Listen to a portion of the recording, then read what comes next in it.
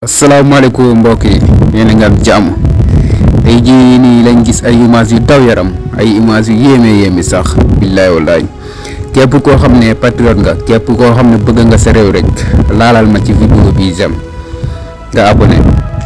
xam ne ñun dëgg rek la ñuy xeex billahi wallahi gis ngeen Guy Marius Sagna muy xëccoo nii ak police yi Ousmane Sonko gaay dañoo xamul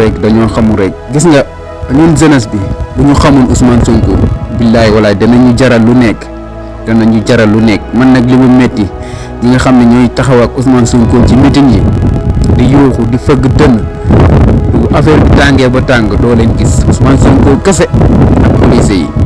mu nekk loo xam ne dafa daw yaram trop xoolal mu imaal bi rek ndeysaan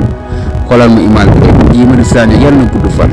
kii mooy patriote dëgg suba buñ teewoon Macky Sall di ko jaay doole nii lay taxawee